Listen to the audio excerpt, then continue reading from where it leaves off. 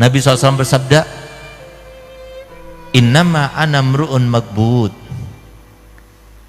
yushiku ayyatiya rasulu rabbi faujibu wa ana tarikun fikum astaqalain ma in tamassaktum bihima lan tadillu ba'di abada. Aku ini adalah seorang manusia biasa yang bentar lagi aku mati. Mungkin sebentar lagi datang utusan Tuhanku, dia akan menjemput rohku dan aku akan mengiyakan undangannya. Tapi aku tinggalkan kalian dua hal. Tolong camkan baik-baik ini. Kenapa sih hadis yang dibawa terus kitab Allah wa sunnati, kitab Allah wa sunnati? Kenapa? Ini hadis itu kan diriwayatkan oleh Imam Hakim dan kita Mustadraknya. Kenapa kok itu terus yang dibawa? Kenapa hadis yang justru diriwayatkan oleh Imam Muslim yang lebih sahih, lebih kuat derajat kehadisannya, kesahihannya daripada hadis yang Imam Hakim itu? Rasulullah mengatakan kitab Allah wa itrati ahli baiti. Kitab Allah, pegang teguh Al-Quran, dan keluargaku. Kenapa Nabi SAW mengatakan demikian? Jawab, kenapa? Ada apa? Lalu kenapa Nabi SAW di akhir hadis itu beliau mengatakan uzakirukumullah fi ahli baiti, uzakirukumullah fi ahli baiti, uzakirukumullah fi ahli baiti. Aku ingatkan kalian ya, aku ingatkan kalian lah terkait dengan keluargaku. Hati-hati, mereka keluargaku, mereka cucuku. Dan Nabi SAW berkali-kali mengatakan, aku ini adalah manusia biasa sama seperti kalian. Subhanallah, ambil satu contoh, lihat bagaimana orang yang memuliakan dan tidak memuliakan. Ini contoh yang sangat luar biasa terkait dengan akhir zaman ini. Ada sebuah cerita yang fakta, bukan cuma cerita yang khurafat, di mana ada seorang syarifah punya anak 3. Gak beruntung yang hartanya itu bersambung dengan zuriat Nabi. Beruntung mereka yang mempunyai perhatian kepada zuriat Nabi. Nabi SAW sendiri bersabda dalam hadisnya, man sona'a ma'rufan li bani Abdul Muttalib walam yujazihi fa'ana ujazihi yawmal qiyamah. Barang siapa yang melakukan suatu kebaikan bagi Bani Abdul Muttalib, siapa sekarang? Ya para habaib di cucunya Nabi. Maka aku nanti membalasnya pada hari kiamat.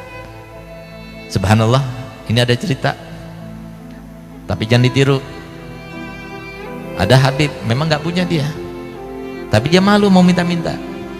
Dan sifat habib yang paling kental, sifatnya orang Quraisy itu begini, merendah kepada orang, paling anti. Kalau semua ada habaib yang seperti itu, terkontaminasi. Itu habaib yang terlumuri, itu namanya. Kalau habaib yang asli enggak. Coba lihat bagaimana orang Quraisy. Kenapa sih orang Quraisy itu kalau jalan tuh harus pakai budak? Kenapa? Karena takut sampai jatuh sesuatu barang, dia nggak mau menunduk, itu nggak mau. Dia perintahkan itu yang namanya budaknya. Iya, kalau jatuh sesuatu yang nggak berharga, walaupun yang jatuh itu satu karung isinya dinaran, ribuan dinar, nggak diambil sama dia, diambil oleh budaknya. Dari saking merasa nggak mau merendahkan diri di depan orang. Itu sifat daripada habaib yang asli. Subhanallah, bagaimana Nabi kita Muhammad SAW kemudian mengajarkan kepada kita untuk menghormat, memuliakan mereka, sampai lihat bagaimana perhatian Nabi kepada mereka. Ini sambil contoh, ambil pelajaran tapi jangan diambil contohnya. Ada orang habaib, dia nggak mau minta-minta, apalagi sampai nipu-nipu, nggak mau. Tapi apa? Dia mau makan, dia berusaha kerja nggak dapat uang, dia cari kerjaan nggak dapat kerja, sementara dia dan keluarganya harus makan. Sehingga apa? Dia datang kepada seorang pedagang penjual barang-barang kelontongan seperti apa, beras, ya, sembako itu ya. Dia datang, Ji, saya mau beli berasnya Ji, tapi saya nggak punya uang, mau nggak Ji saya beli pakai kertas ini? Itulah saya katakan tadi, jangan ditiru tapi gitu. Apa isi kertasnya? Hutang kepada datukku Nabi Muhammad SAW. Hutang kepada datukku Nabi Muhammad SAW. Masya Allah, Haji itu bilangnya, Masya Allah Bib, dicium kertasnya itu. Ambil Bib, ambil. Taruh di paku. Biasa kan pedagang itu kan, notanya taruh di paku, nanti taruh lagi, nanti satu hari dihitung, tulis. Kesian deh mereka. Apalagi pas sudah capek-capek, nggak berharga lagi. Sudah capek-capek, nggak berguna lagi untuk Nabi Muhammad, lebih kesian lagi. Hidupnya susah, pengen mikirkan duit, cari duit terus, tapi duitnya nggak berharga. Makanya semoga Haji Bayu saudara kita ini terus tambah banyak uangnya, supaya perjuangan ini terus, dan semua yang membantu Bola Rasul ini insya Allah pasti mendapatkan tempat di dalam hati Nabi Muhammad SAW. Ayo kita berjuang. yang dengan jabatan, yang punya pejabat dengan jabatannya, yang punya uang dengan uangnya, yang kiai seperti ini.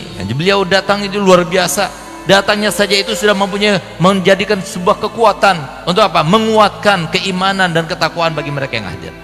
Subhanallah, numpuk 1, 2, 3, datanglah istrinya, kamu itu dibohong-bohongi, biasalah perempuan gitu.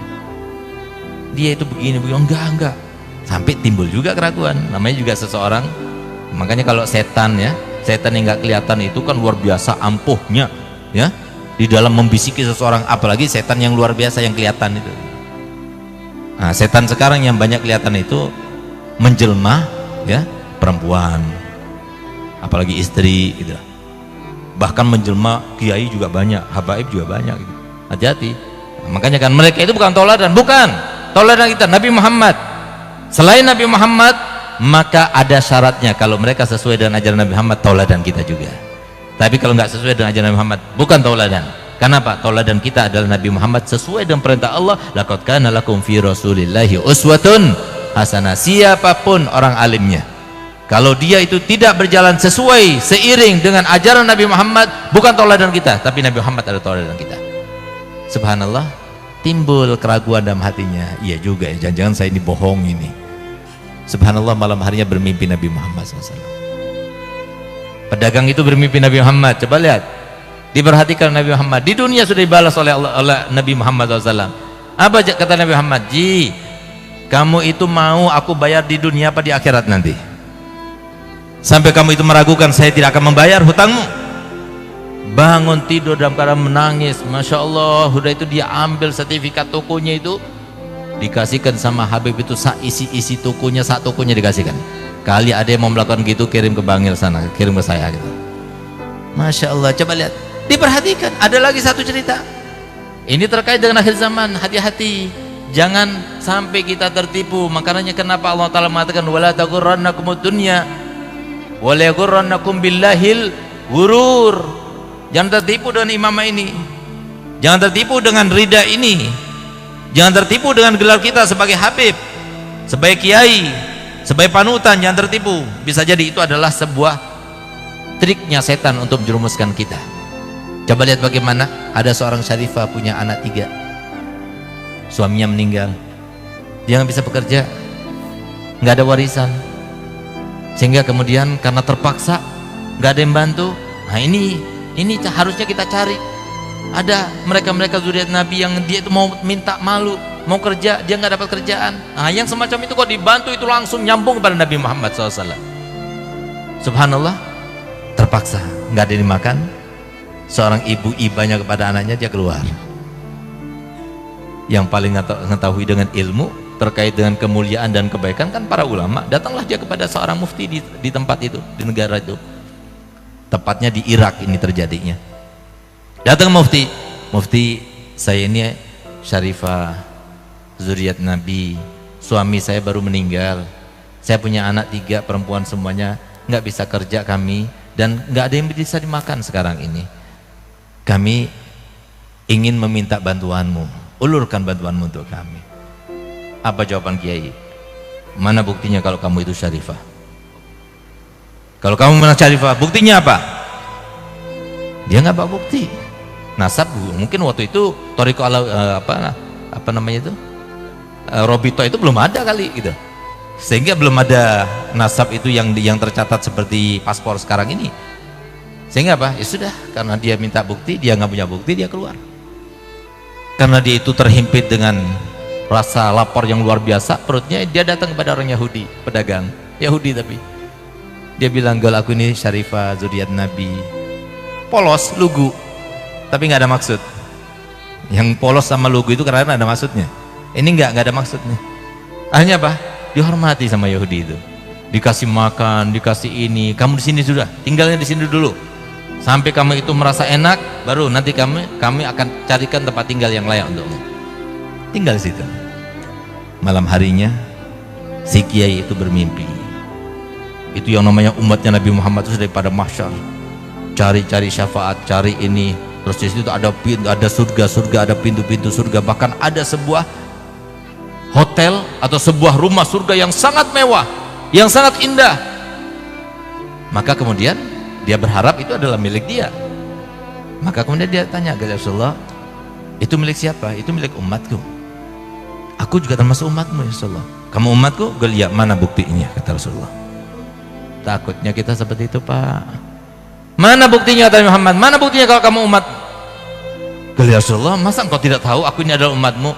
Kenapa ketika cucuku datang kepadamu, kemudian dia mengaku sebagai cucuku, kenapa kau masih tidak percaya dan kamu mengatakan kepada dia dan melukai hatinya dengan mengatakan, mana buktinya kalau kamu syarifah? Ya Allah, kata-kata semacam itu sampai kepada Nabi Muhammad. Kita sudah lupa bahwasanya Nabi Muhammad SAW setiap hari Kamis sebelum amal kita dilaporkan kepada Allah Ta'ala, disodorkan dulu kepada Nabi Muhammad.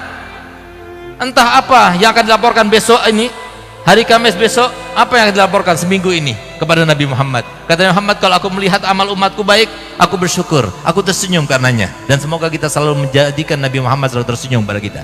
Tapi kalau amal yang disampaikan kepadaku, yang disodorkan padaku daripada amal umatku tidak baik, aku akan mintakan ampun. Dimintakan ampun setiap minggu, kemudian begitu kepada cucunya Nabi Muhammad. Begitu perhatiannya kepada cucu Nabi Muhammad. Subhanallah, coba lihat. Hanya kata-kata saja tapi diingat oleh Nabi Muhammad. Kalau kita ini, Pak, ini saya punya anak ini, dia sebetulnya nggak mau ikut, tapi saya biasa pergi sama anak saya supaya dia itu keluar, ada PD dan sebagainya. Kalau semua tadi dihormati, dimuliakan sama Haji Bayu, saya senang.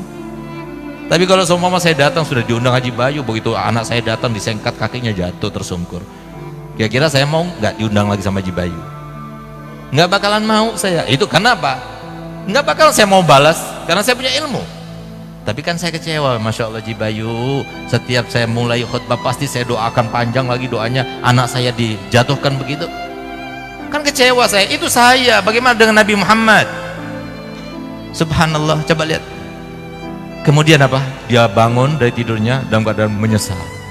Lalu apa yang lakukannya? Dia pergi ke toko Yahudi itu, orang Yahudi itu. Dia bilang, ada syarifah di sini, gal, iya. Serahkan padaku. Kenapa harus aku serahkan padamu?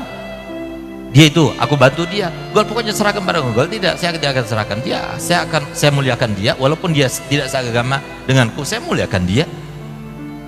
Sudah, serahkan pada saya akan berikan harta yang banyak kepadamu. Gal, tidak, saya tidak akan berikan. Kenapa? Ketahuilah bahwasanya surga yang kamu lihat di dalam mimpimu itu kata Nabi Muhammad, itu adalah untukku. Berkat perhatian kepada Nabi Muhammad, seorang Yahudi yang keluar daripada Islam, tapi Nabi Muhammad datang kepadanya, dan berkatnya dia itu perhatian pada cucunya, sampai kemudian dapat hidayah. Berkat apa? Perhatiannya pada cucunya Nabi Muhammad SAW. Ini orang alim, ini kiai, ini mufti, tapi lihat bagaimana perlakuannya kepada cucu Nabi Muhammad. Hanya seperti itu, minta bukti, nggak langsung percaya, sampai melukai perasaannya Nabi Muhammad. Bagaimana kalau sampai memfitnah? Bagaimana kalau sampai menghujat? Bagaimana kalau sampai menggibah? Bagaimana kalau sampai membunuh karakternya dan sebagainya? Na'udzubillah. Apa tidak akan hancur? Padahal Nabi SAW telah bersabda, "Qaddimu Quraisyan wa la tataqaddamu, wa illa fatahlaku," kata Nabi Muhammad. Hendaknya dahulukan Quraisy, utamakan orang Quraisy. Jangan kamu itu mendahului mereka, jangan jadikan mereka itu saingan. Kalau itu kamu lakukan, jangan salahkan kalau akhirnya kamu binasa. Sehingga kita lihat sekarang banyak para kiai, orang alim, minta maaf, yang hilang karismatiknya, tidak diikuti oleh pengikutnya. Bukankah itu sebagai bentuk balasan daripada apa yang diucapkan oleh Nabi Muhammad SAW? Harusnya mereka yang paling cinta pada zuriat Nabi, mereka yang dikenal dengan ilmu, mereka yang paling tahu dengan ilmu. Semoga kita semua termasuk mendapatkan kemuliaan Nabi Muhammad SAW. Semoga kita termasuk dicintai oleh Nabi Muhammad SAW.